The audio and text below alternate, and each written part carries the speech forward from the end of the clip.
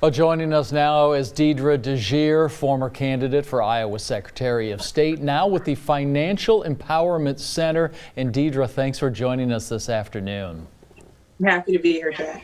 So many ways that Iowans can get themselves into trouble during this very unique time in our history in terms of financially. We know there's been a little bit of price gouging happening to some Iowans, a little bit of stockpiling happening. You couldn't find toilet paper. What are the ways that the Financial Empowerment Center is trying to help Iowans not lose money through all this?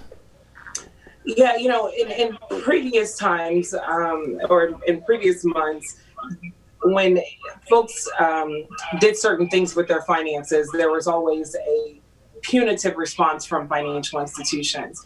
And during this time of COVID, what we're finding is that financial institutions are a lot more understanding in working with individuals, for example, in basic banking.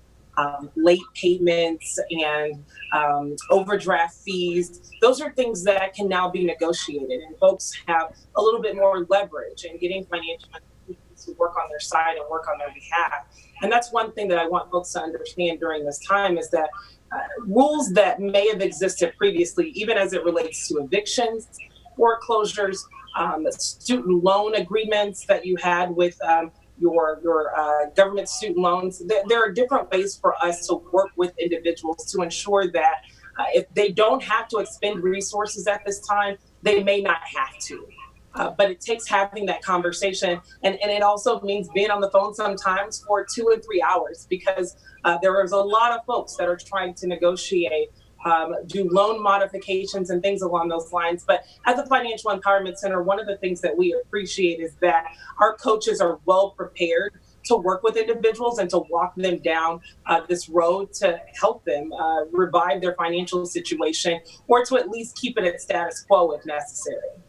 And because I can imagine people are just they see the loss of their income, they see all the bills that they have that are remaining the same.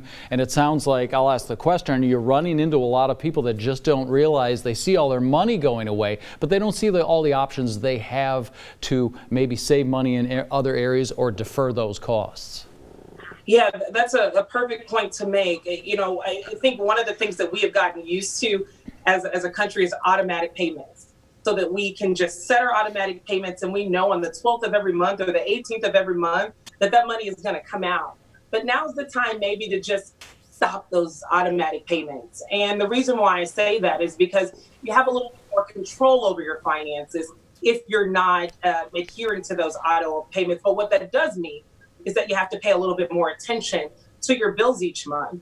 And that's one of the other things that our financial coaches does with folks every single day is walk them down their personal financial situation, bill by bill, obligation by obligation, to ensure that whatever is there, the costs are going to be covered. If not, we help you find resources to supplement for those costs.